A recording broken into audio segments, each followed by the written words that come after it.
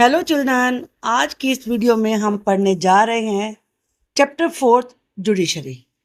हम इसमें इसके सभी मेन पॉइंट्स डिस्कस करने जा रहे हैं जो कि आपको पूरे लेसन को समझने में और सभी क्वेश्चंस का आंसर देने में बहुत बहुत हेल्पफुल होने वाले हैं।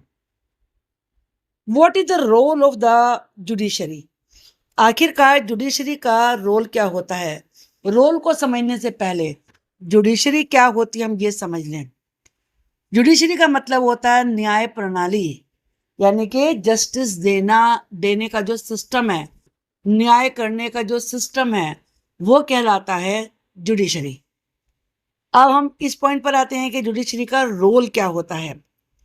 द फंक्शंस का मतलब यहाँ पर एक कार्य of the judiciary cover the following areas. Number 1, judiciary का मेन काम एक ये भी होता है डिस्प्यूट रिजोल्यूशन। डिस्प्यूट कहते हैं झगड़े को।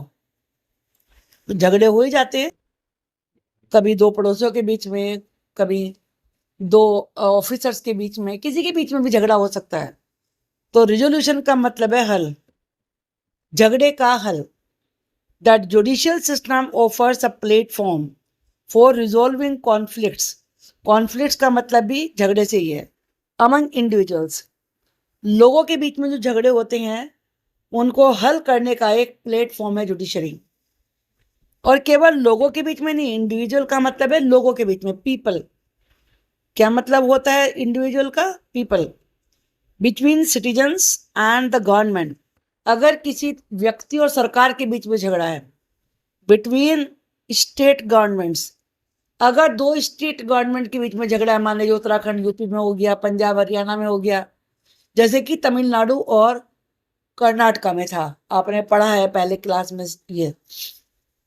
Between the central and the state government, या स्टेट गवर्नमेंट और सेंट्रल गवर्नमेंट के बीच में झगड़ा है, तो इन सारे झगड़ों का निपटारा जुडिशरी सिस्टम के द्वारा किया जाता है। जुडिशियल रिव्यू, रिव्यू का मतलब होता है किसी चीज को दोबारा से चेक करना। तो जुडिशियल रिव्यू क्या होता है? The judiciary possesses the authority. Possesses का मतलब होता है हैज, अब इसकी जगह हैज भी यूज कर सकते हैं। अथॉरिटी का मतलब है पावर, पावर भी यूज कर सकते हैं यहाँ पर, अगर अथॉरिटी याद नहीं रहता आपको तो। To cancel out specific laws made by the parliament if they go against the fundamental structure of the constitution. आप जाते हैं कॉन्स्टिट्यूशन, संविधान को कहते हैं। ये भी आप जानते हैं कि पार्लियामेंट में या जो लेजिस्लेटिव असेंबली होती है स्टेट्स में, उनमें लॉ बनाए जाते हैं जो कि लेजिस्लेचर्स बनाते हैं, पार्लियामेंट में मेंबर्स ऑफ पार्लियामेंट बनाते हैं।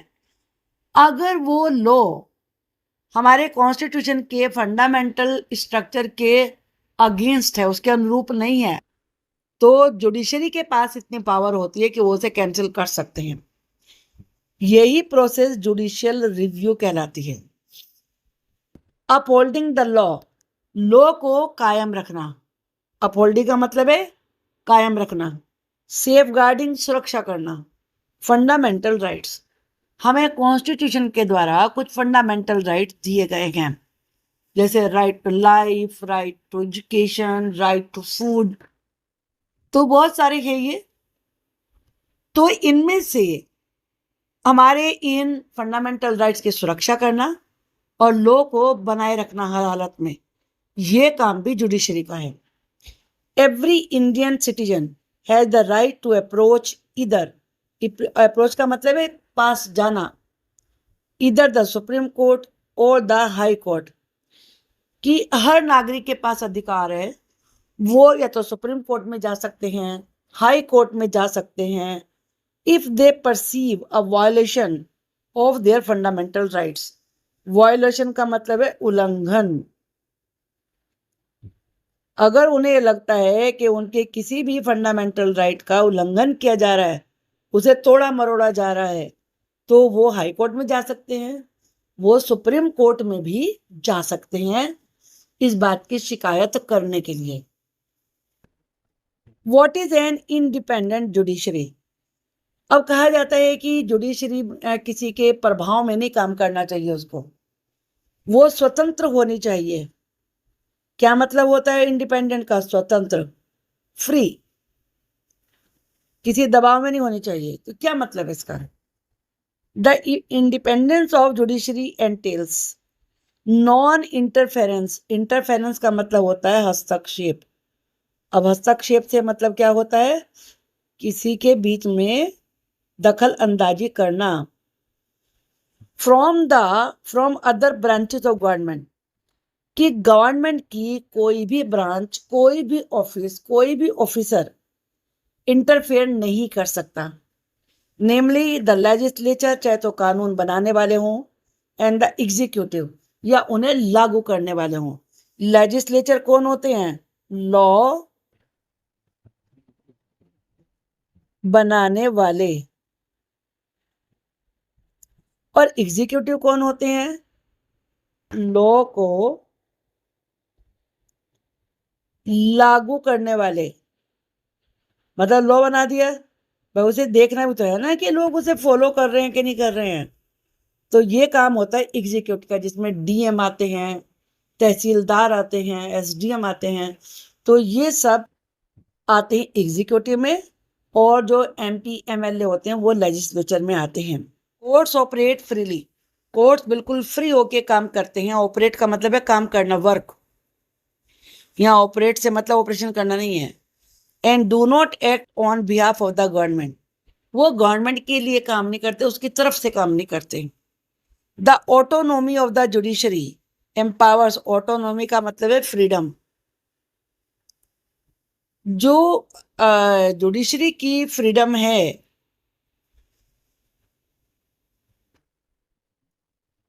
The autonomy of the judiciary, judiciary की फ्रीडम है, एम्पावर्स कोर्ट्स, वो कोर्ट्स को पावर देती है to serve as a check against potential abuse of power by the legislature and the executive.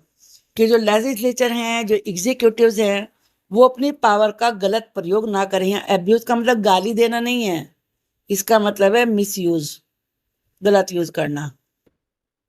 Further more, इसके अलावा judicial independence plays a critical role in safeguarding the fundamental rights of citizens.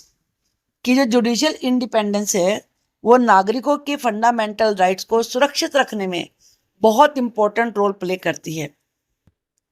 What is the structure of courts in India?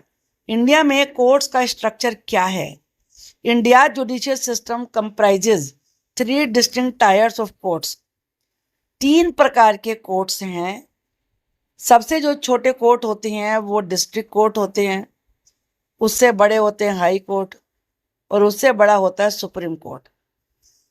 तो district court, जैसा कि नाम में ही है district court, ये district में होते हैं, हर डिस्ट्रिक्ट में एक होगा।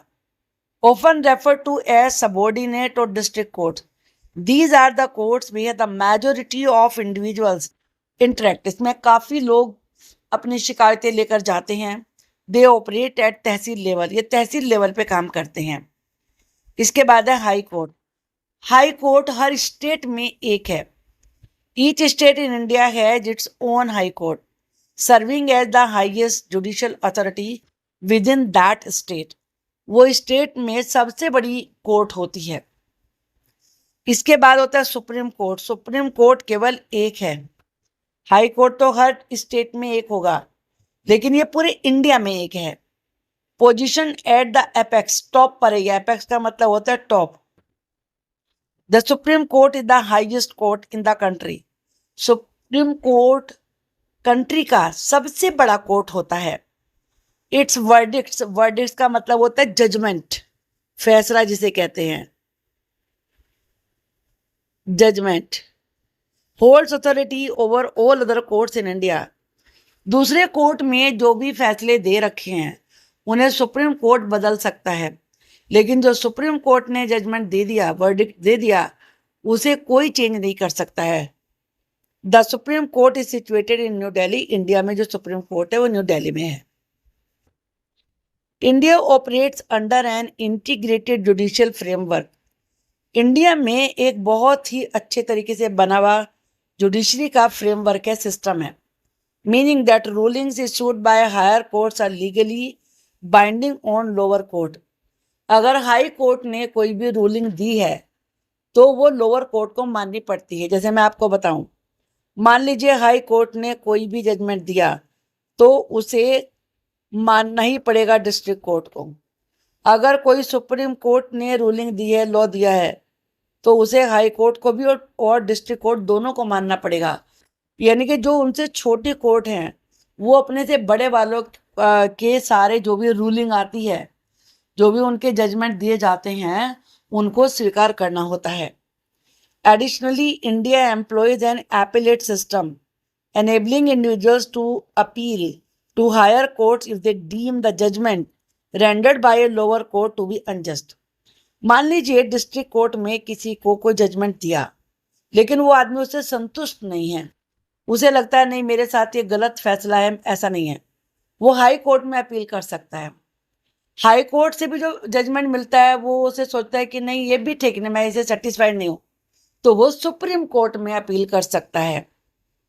और फिर जो सुप्रीम कोर्ट का फैसला होगा वो सब पे बाइंडिंग होगा, यानी कि सब उसे मानेंगे। What are the different branches of the legal system. Legal system के क्या अलग अलग ब्रांचेस हैं? देखो, क्रिमिनल लॉ है, सिविल लॉ है। तो जो क्रिमिनल लॉ होता है डील्स विद कंडक्ट और एक्ट्स डिफाइंड एज ऑफेंसेस।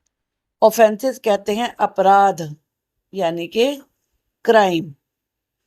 जो किसी भी क्राइम से, अपराध से जुड़ा हुआ आचरण है, व्यवहार है, तो उसको क्रिमिनल लॉ में डील किया जाता है। Civil law deals with harm और injury to individuals rights.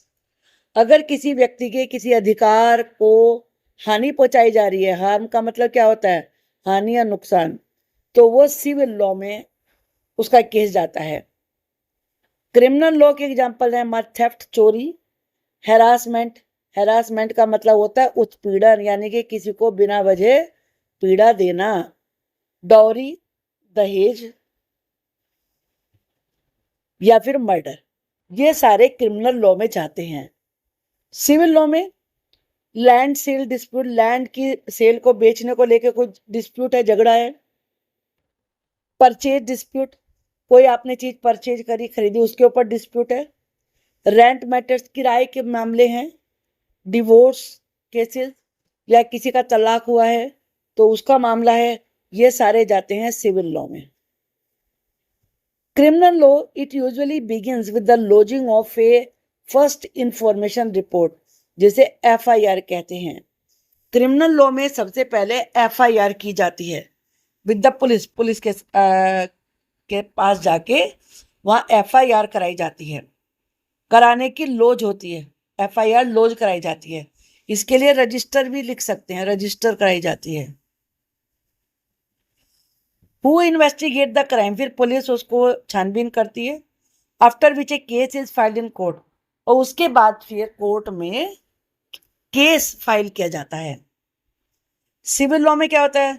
A petition has to be filed. इसमें FIR नहीं होती, ये ध्यान रखिए। FIR क्रिमिनल लॉ में होती है, सिविल लॉ में पिटीशन दी जाती है, जिसे आप कह सकते हैं अर्जी, यानी कि कोई भी application before the relevant court by the affected party only. जो प्रभावित व्यक्ति है वो उस कोर्ट में जाकर पिटीशन देता है। क्रिमिनल लॉ में गिल्टी पार्टीज में face imprisonment and fine. Imprisonment का मतलब होता है कारावास, जेल भेजना।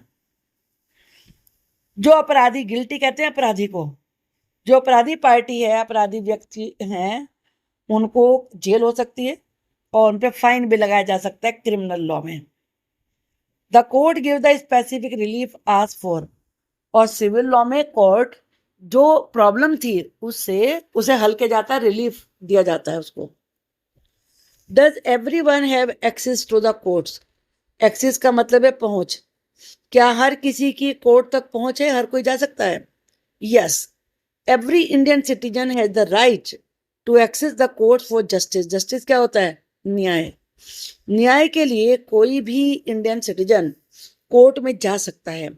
हाउएवर इन रियलिटी, जबकि हकीकत ये है, मैनी चैलेंजेस हिंडर, हिंडर का मतलब होता है रोकना, चेक एक्सेस टू जस्टिस। बहुत सारी चुनौतियां हैं जिससे कि न्याय रुक जाता है, स्पेशली फॉर द इम्पोवरिस्ड। इम्पोवरिस्ड का मतलब है पुअर, गरीब लोगों के लिए। क्या है ये challenges? Legal procedure involve significant cost. जो भी लीगल प्रोसीजर है, मेथड है, सिस्टम है, उसमें पैसा बहुत लगता है। A lot of paper work, बहुत पेपर वर्क यानी कि कागज पर लिखने का काम बहुत होता है। लॉन्ग ड्यूरेशन, लंबा लंबा टाइम लग जाता है, लॉन्ग पीरियड लग जाता है जजमेंट मिलने में। Making it challenging for many to go for the justice, और जिससे कि बहुत सारों को जस्टिस मिलने में बहुत बहुत टाइम लग जाता है। टू एड्रेस, एड्रेस का मतलब यहाँ पर है हल करना। इस इशू को, इस मैटर को हल करने के लिए the Supreme court introduce public interest litigation, जिसे पिल कहते हैं, ये लागू किया है। इन द अर्ली 1980s में से लागू किया था, यानी कि जनहित में याचिका। लिटिगेशन का मतलब याचिका। allows individuals or organization to file cases in the high court or supreme court on behalf of those whose rights are violated। मतलब क्या है इसका? मान लीजिए बहुत सारे लोग एक ही बात से कष्ट भोग रहे हैं। मतलब मान लीजिए जैसे दिल्ली में था अभी के पानी तो वाटर की कितनी प्रॉब्लम थी, सभी लोग पीड़ित थे, उससे कोई एक दो थोड़े ना थे। तो उसके लिए public inter litigation petition court में डाली जा सकती है, जिसे PIL कहते हैं। द एडेज, जो ये एडेज का मतलब होता है कहावत, ये कहावत justice delayed is justice denied, के न्याय मिला नहीं तो इसका मतलब है वो ना के बराबर ही है, यानी कि न्याय मिला ही नहीं। Aptly describe the prolong duration of court proceedings, जो कोर्ट के जजमेंट मिलने में इतना लंबा समय लगता है, उसमें एक ये बात जरूर अंतर्निहित है कि justice delays is justice denied. Nevertheless, फिर भी, डिस्पाइट दी चैलेंजेस, इन चुनौतियों के बावजूद, the judiciary hold great importance in India democracy. India की डेमोक्रेसी में जुडिशरी की बहुत बहुत इंपॉर्टेंस है। It serves as a check on the powers of the executive and legislature. Executive का मतलब नियमों को लागू करने वाले, लेजिस्लेचर का मतलब नियमों को, लॉ को बनाने वाले। इन दोनों की पावर पर एक कंट्रोल आ जाता है। And safe guard citizens fundamental rights, और जो आम लोगों के, सिटीजन्स के फंडामेंटल राइट्स हैं वो सुरक्षित रहते हैं। Main functions of the judiciary, judiciary के main functions. The judiciary responsible for dispute resolution, झगड़े का हल करना। जुडिशियल रिव्यू, किसी भी लॉ को रिव्यू करना, दोबारा देखना। अपहोल्डिंग द लॉ, कानून को लागू रखना, कायम रखना। To protect citizens fundamental rights. What does an independent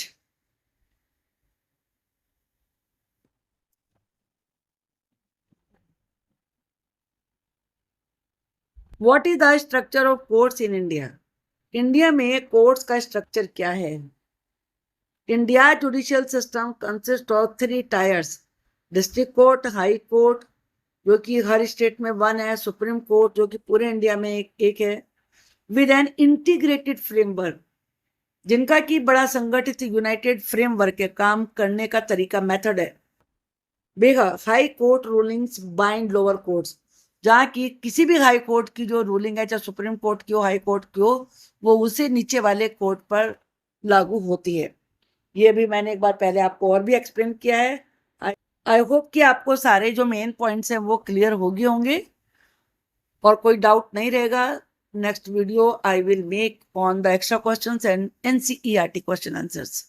thank you.